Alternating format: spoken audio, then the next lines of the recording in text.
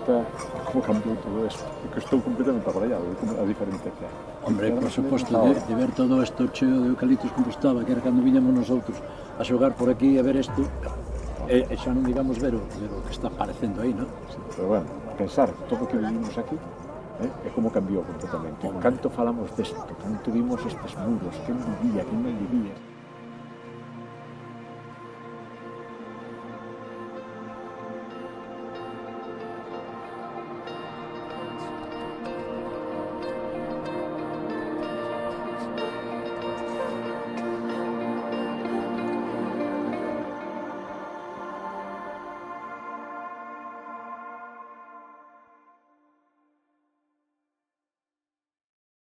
Estamos aquí na segunda campaña de excavación do Castro de Esmelle, en Tralocastro.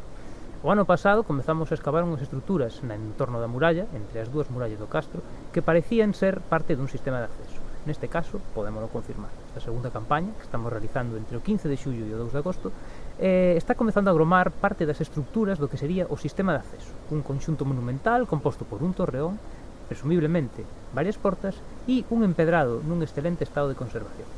Dentro desta monumentalidade, un dos aspectos que máis destaca é esta calzada empedrada, un camiño espectacular no seu estado de conservación e particularmente sorprendente, pois normalmente as calzadas atópanse destruídas ou parcialmente alteradas. Neste caso, sin embargo, está prácticamente como se abandonou, o cal é un elemento excelente para a súa conservación e posta en valor a corto plazo.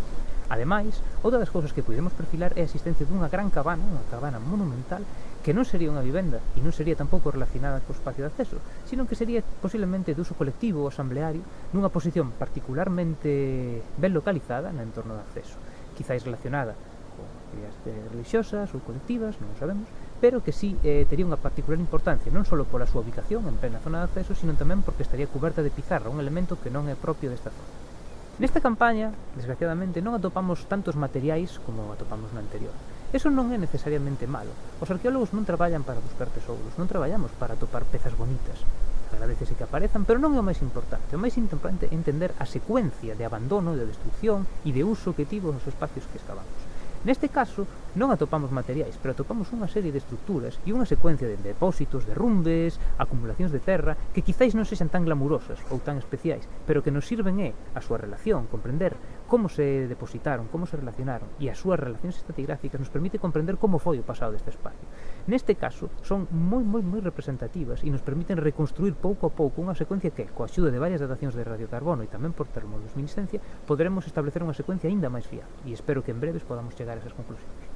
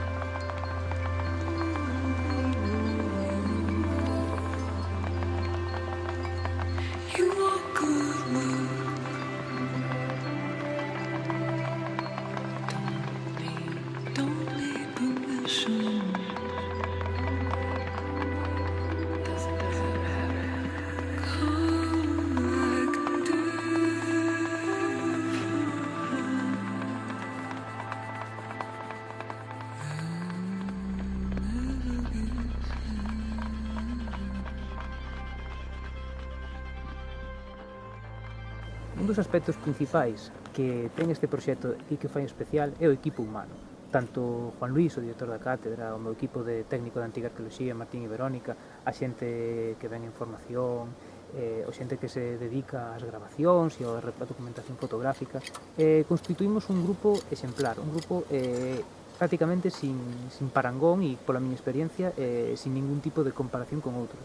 Toda a xente rema nunha mesma dirección, o ambiente é excelente e todo o mundo construe en positivo. E parece unha tontería, pero nun grupo no que todo o mundo se apoia e se anima e todo o mundo axuda a construir algo mellor, se crea un caldo de cultivo excelente para chegar a onde chegamos. Porque neste proxecto, se algo é importante e se algo diferencia do resto, é que todo o mundo suma e todo o mundo dá un pouquiño máis do que pode, e iso realmente é algo excepcional e que temos que seguir cuidando para os próximos anos.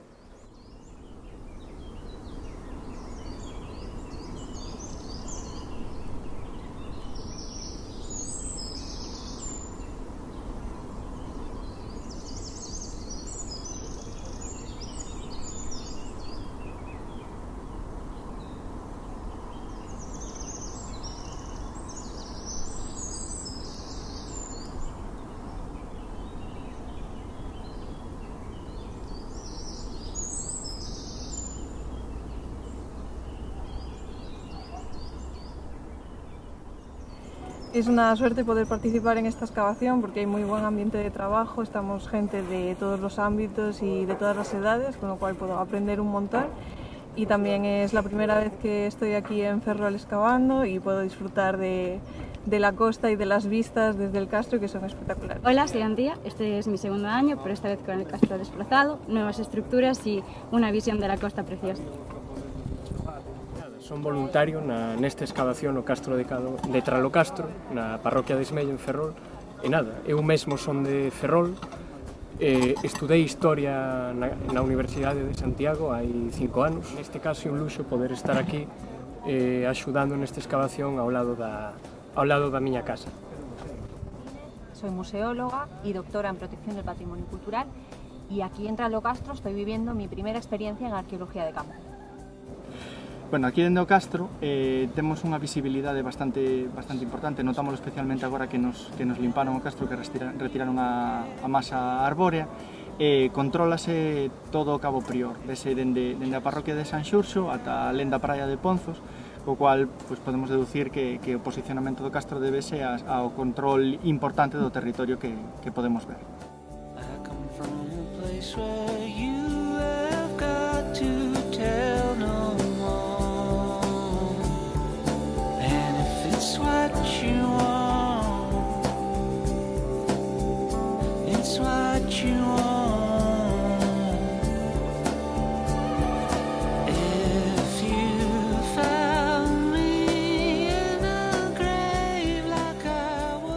Estamos atopando en Tralocastro é ben interesante, a verdade é que ben merece ser un espacio ben conservado, musealizalo, seguir traballando, por suposto, pois porque é que está a estructura clarísima dun castro da época.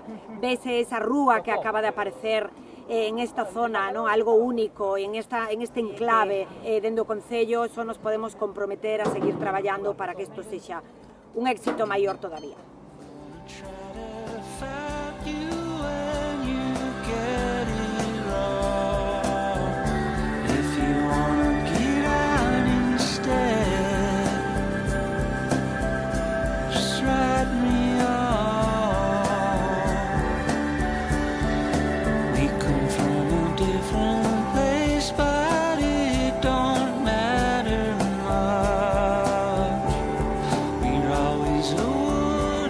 Que nosotros viñamos a xogar aquí ás guerras e non sabíamos que era o Castro. Tamén, non sabíamos. Pero bueno, está, ahora xa o sabemos, vemos o que hai. Bueno, estamos aquí abaixo, todo o que hai para aí arriba. Eu estou alucinando, cada día alucino un pouco máis.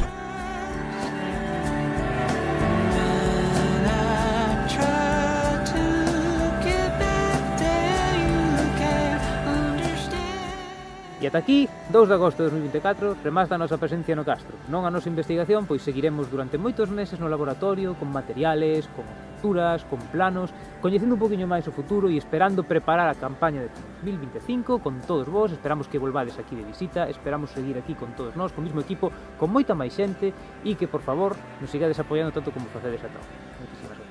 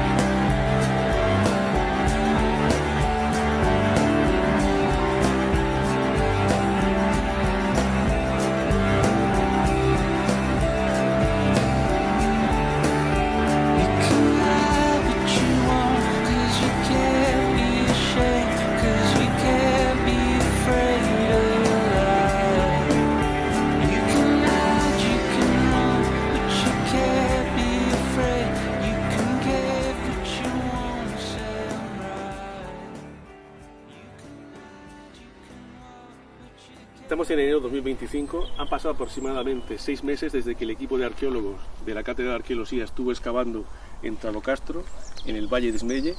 Como se puede ver a mis espaldas, los hallazgos que hicimos de la puerta del castro no son visibles hoy en día, dado que el último día de excavación lo dedicamos todo el equipo con un gran esfuerzo a proteger, a rellenar con tierra y con un geotextil, además de sacos terreros, para proteger precisamente esos hallazgos de cara a su conservación durante el invierno y la primavera. Cuando volvamos este próximo verano tendremos que desenterrarlo todo para continuar ampliando la zona de excavación, tener por fin la puerta completa excavada y en una segunda fase ya ponerlo en valor mediante su restauración y de esa manera sea un patrimonio pues visitable y que se pueda disfrutar por todos los ferrolanos y visitantes.